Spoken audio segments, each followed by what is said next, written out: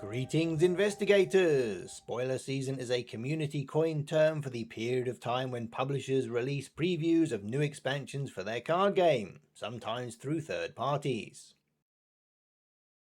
For Arkham Horror the card game, it's when content creators get to show off spoiler cards for the next expansion. Many types of card games have a dedicated spoiler season. The Magic the Gathering and Disney Lorcana TCGs show off entire sets before release day. Fantasy Flight Games is much more restrained with the preview cards they give out, although each year it grows larger as the amount of content creators for this game increases. In fact, without a large number of places to reveal cards, you couldn't really have an entire season's worth of spoilers. A leak is when people release material without the publisher's permission. There have been instances where this has happened with this game, but these are very rare.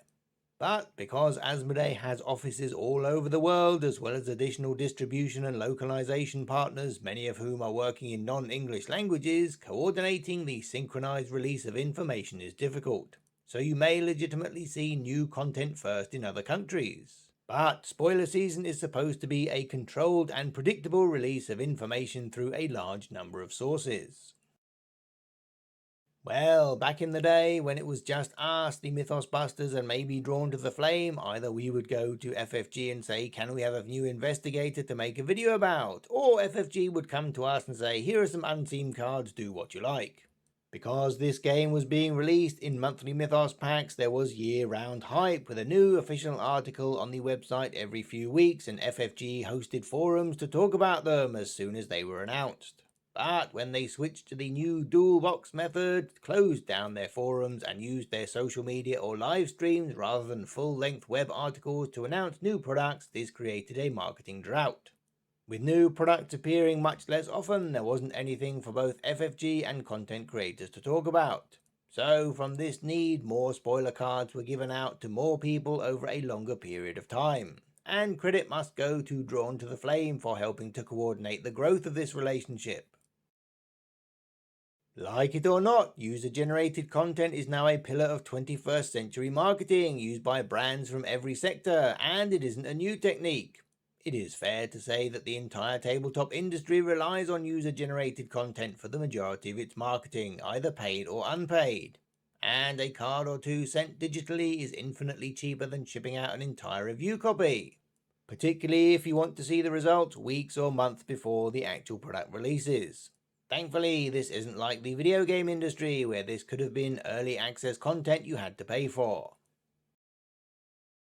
Maybe think of this as a feature rather than a bug. You get to discover someone new without being intimidated by a long list of episodes or dipping into a random piece of content that might not be relevant to your needs. And if you like their style, you may want to stick around. Don't be intimidated if they aren't writing in your native language either. Most browsers will happily translate text for you these days. We love seeing how games are treated in other countries. How else would you learn that Russia uses no plastic packaging for any of its Arkham products? They still use the old Call of Cthulhu LCG style boxes. Previously, we all had to rely on kindly fans making spreadsheets and aggregating links, but this year FFG has a big article on their website. This has both direct links to the creators' platforms and the approximate dates of their reveals as well. And there are more than ever before. Blogs, podcasts, videos, and even Instagram thingies. Even we were persuaded to get involved as we tied it into our 7th birthday celebrations and used it as a great excuse to run a competition to give away a copy of the legendarily expensive Arkham Horror product. And we were very surprised how quickly people guessed the card we were giving away, especially after asking such weird questions. But congratulations to this person on the screen, who is hopefully watching this video. And for the rest of you, here is the updated Olive McBride. Only 2 pips, so she can still fit in with plenty of second-class mystics. An additional willpower icon, so you won't feel as bad about pitching your duplicate copy if you have one in play.